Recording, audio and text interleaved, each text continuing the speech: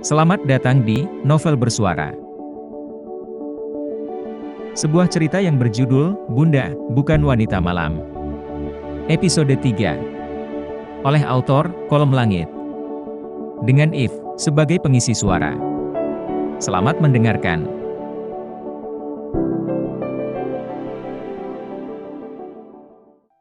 Malam itu, masih dengan sisa ketakutannya, Via menceritakan segala yang dialaminya pada Tuan Gunawan. Tentang hidupnya dan alasan yang membuatnya rela menjadi wanita penghibur. Membuat pria paruh baya itu menatapnya dengan iba. Jadi kau melakukan semua ini demi anakmu yang sakit? Tanya Tuan Gunawan dan diiringi anggukan kepala oleh Via. Aku juga tidak mau masuk ke dunia itu, tapi aku tidak punya pilihan. Aku bisa mengerti, nak. Pasti semua ini berat bagimu. Tapi bukankah kau bilang anak itu hanya anak angkatmu? Dan kau rela melakukan semua ini demi anak yang tidak memiliki hubungan darah denganmu? Via mengusap setitik air matanya. Bagiku, Lila adalah segalanya. Dari ibu manapun dia terlahir, bagiku dia tetap anakku. Pria itu tersenyum tipis. Ada kekaguman besar pada sosok wanita muda di depannya, yang baginya memiliki hati yang begitu lembut. Tidak lama kemudian, seseorang karyawan hotel masuk ke kamar itu dengan membawa sebuah paper bag. Permisi tuan, ini pesanan Anda. Letakkan di meja saja, terima kasih. Ia meraih dompet dari saku celana, lalu mengeluarkan beberapa lembar uang dan memberikannya pada karyawan hotel itu. Setelahnya, ia menggeser paper bag itu ke hadapan Via. Ini pakaian untukmu. Gantilah pakaianmu di kamar mandi. Ragu-ragu Via meraih benda itu dan melangkah masuk ke kamar mandi. Dalam hati, ada sedikit rasa lega. Namun juga bingung, mengapa pria parubaya itu sangat baik pada seseorang yang baru dikenal. Aku akan mengantarmu pulang, ucapnya sesaat setelah Via keluar dari kamar mandi. Tidak usah tuan, saya akan pulang sendiri. Anda sudah menyelamatkan saya tadi. Tidak apa-apa, aku akan mengantarmu. Di luar malam-malam begini berbahaya untuk seorang gadis. Bersama seorang asisten, Tuan Gunawan akhirnya mengantar Via pulang dengan sebuah mobil mewah. Sepanjang jalan, pria paruh baya itu menanyakan banyak hal dan Via menjawab apa adanya, walaupun masih terlihat cukup malu. Dua pria yang duduk di kursi depan bahkan terlihat cukup heran dengan tuannya yang tidak biasanya senang berbicara dengan orang asing. Kurang dari 30 menit, mereka tiba di panti asuhan. Jadi kau tinggal di sini? Via menyahut dengan anggukan dan diiringi senyum tipis. Tuan, terima kasih sudah menolong dan mengantar saya pulang. Semoga suatu hari saya bisa membalas kebaikan Tuan. Assalamualaikum, ucap Via saat masuk ke dalam rumah. Waalaikumsalam. Seorang wanita paruh baya datang menghampiri dengan raut wajah khawatir. Via, kamu dari mana, nak? Kenapa baru pulang? Bu Retno, seorang wanita paruh baya pengurus panti asuhan. Seorang wanita yang telah dianggap Via sebagai ibunya sendiri. Lembur, Bu. Aku menerima pekerjaan sambilan. Kerja sambilan? Apa itu? Bantu teman menyelesaikan orderan, Bu. Jawab Via berbohong. Ia tidak mungkin jujur pada wanita itu bahwa dirinya menerima pekerjaan seorang wanita penghibur. Jika saja Bu Retno tahu, beliau pasti akan sangat sedih. Sebab setahunya Via adalah anak yang baik, sopan, dan rajin beribadah. Wanita itu mengusap puncak kepala gadis yang telah dibesarkannya. Ada rasa sedih terlihat di sana, menyaksikan betapa Via berjuang untuk seorang anak yang bukan darah dagingnya. Kamu sudah bekerja keras untuk Lila, nak. Allah pasti akan membalas semua kebaikanmu. Ia mengusap setitik air matanya. Ya sudah, sekarang makan dan istirahat. Kamu pasti belum makan. Iya, Bu. Jawabnya pelan, tanpa berani menatap wajah teduh wanita parubaya itu. Bu, ini ada sedikit uang. Lumayan buat tambah-tambah biaya berobat Lila. Via menyerahkan beberapa lembar uang ratusan ribu pada Bu Retno. Ia dapat melihat wajah Bu Retno yang sedikit heran.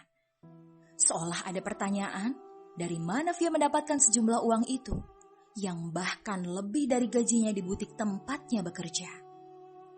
Demi menghindari pertanyaan yang Via tidak sanggup menjawab, ia memilih masuk ke kamar. Di sanalah ia menangis sejadi-jadinya. Perasaan bersalah yang teramat besar. Bukanlah hasil kerja halal yang ia berikan pada Bu Retno, melainkan uang yang baginya haram. Via teringat kejadian buruk yang dialaminya tadi. Menyesali keputusannya sendiri. Puas menangis, Via masuk ke kamar mandi dan berwudu. Gadis itu bahkan merasa malu membersihkan dirinya dengan air wudu. Apa aku masih layak bersujud setelah dosa besar yang kuperbuat? Malam semakin larut. Sesaat setelah menjalankan sholat malam, perasaannya kini lebih damai. Via memutuskan untuk tidak lagi pergi ke tempat hiburan itu. Ia berpikir akan mencari pekerjaan yang lebih layak dan halal. Keesokan harinya, malam itu Via sedang menjaga Lila yang sedang demam tinggi. Tidak sedikit pun Via meninggalkan gadis kecilnya itu. Ia merawat Lila dengan penuh kasih sayang. Seorang anak panti kemudian datang menghampirinya. Kak Via, depan ada orang cari Kak Via. Siapa, Dek? Tidak kenal, Kak. Bilangnya mau ketemu Kak Via.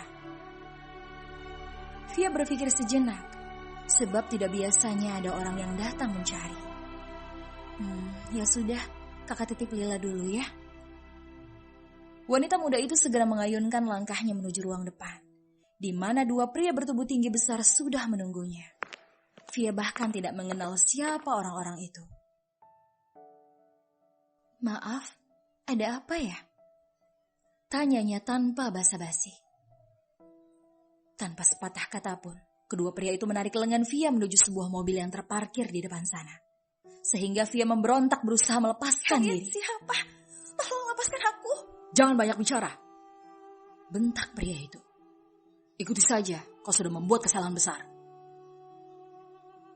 Dengan kasar, mereka mendorong Via masuk ke mobil. Bahkan mencengkram kuat-kuat lengan wanita itu yang terus memberontak. Hingga 30 menit kemudian, mereka tiba di suatu tempat. Sepasang bola mata Via membulat saat menyadari tempat itu adalah tempat yang ia datangi semalam. Dua pria itu kemudian menyeretnya masuk untuk menemui seseorang.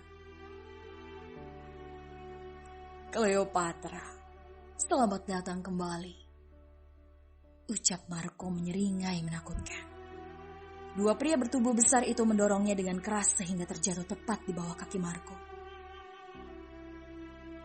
Jadi, kau mau kabur setelah membuat masalah?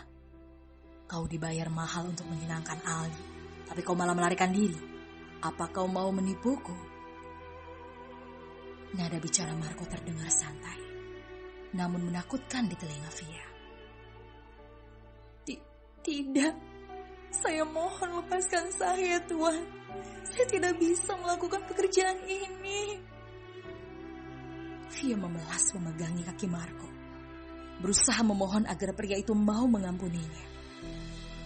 Kau tahu berapa banyak kerugianku karena ulahmu? Maafkan saya, Tuan. minta maaf dan kau pikir itu cukup? Kau harus membayar semua kerugianku akibat tindakanmu itu. Bola mata Via berkeliling pada setiap sudut ruangan itu, seolah ingin mencari bantuan. Hingga tatapannya menangkap sosok Laras. Wanita itu dan beberapa teman lainnya hanya menatap dengan iba. Scarlett, ajak dia ke ruang ganti. Karena malam ini dia harus menyelesaikan tugasnya melayani Aldi. Baik, bos. Dua pria suruhannya kemudian menyeret Via memasuki ruang ganti. Mereka berjaga di depan pintu agar gadis itu tidak bisa lari dari sana. Laras pun ikut masuk ke ruangan atas perintah Marco. Cleo, kenapa kau melarikan diri kemarin? Kau tahu, bos sangat marah padamu. Ucap Laras meraih sebuah pakaian yang menggantung di lemari. Via mengusap setitik air matanya. Aku bukan Cleo, Ras. Aku Via. Tapi di tempat ini kau adalah Cleopatra, bukan Via. Jadi mulai malam ini kau akan tetap bekerja di sini dan menjadi Cleopatra. Via menjatuhkan tubuhnya, berlutut di hadapan Laras. Ras, aku mohon. Aku mau pulang. Lila sakit dan aku harus menemaninya. Laras tak mengindahkan ucapan Via. Sangat berbahaya menentang Marco yang terkenal kejam. Cepat gunakan pakaian ini. Aku dengar dari bos pria yang kemarin membayarmu akan datang malam ini. Aku mohon Via, demi keselamatanmu dan demi pengobatan Lila, lakukanlah pekerjaanmu dengan baik. Tapi aku benar-benar tidak bisa, Ras. Aku bukan wanita malam. Aku tidak mau menjual diriku. Kau sendiri memulainya, Cleo. Jadi kau harus terima resikonya. Sekali kita terjerat ke dunia hitam ini, kita tidak akan bisa keluar dengan mudah. Via terdiam mendengar perkataan Laras. Memang benar dirinya lah yang telah memulai. Ia yang mendatangi Laras untuk meminta diberikan pekerjaan itu. Walaupun awalnya Laras sudah memperingatkan sebelumnya. Laras memaksa Via memakai pakaian terbuka itu, lalu meriasnya secantik mungkin. Sementara Via kembali menangis teringat pada Bu Retno dan si kecilnya Lila. Bu Retno dan Lila pasti mencariku. Aku harus bisa pergi dari sini. Buka pintunya! Teriak seseorang dari balik pintu.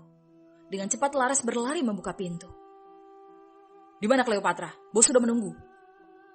Tanya seorang pria dengan tidak sabarnya, membuat Via kembali ketakutan. Karena tak kunjung keluar, akhirnya mereka memilih menyeret Via keluar dari ruang ganti. Tolong lepaskan saya, Tuan. Sekali lagi Via berusaha memohon pengampunan pada Marco. Melepasmu? Enak sekali kau meminta. Ujarnya sinis selalu menatap pengawalnya. Bawa dia ke kamar itu, Tuan Aldi sebentar lagi akan datang. Tolong ampuni saya, Tuan. Saya mohon. Lirihnya berusaha memberontak. Namun tidak ada seorang pun yang peduli atau mendengar. Mereka hanya saling tatap satu sama lain. Lepaskan gadis itu. Terdengar suara berat seorang pria yang baru saja masuk bersama dua orang pria berpakaian hitam, tepat di belakang punggungnya. Bersambung.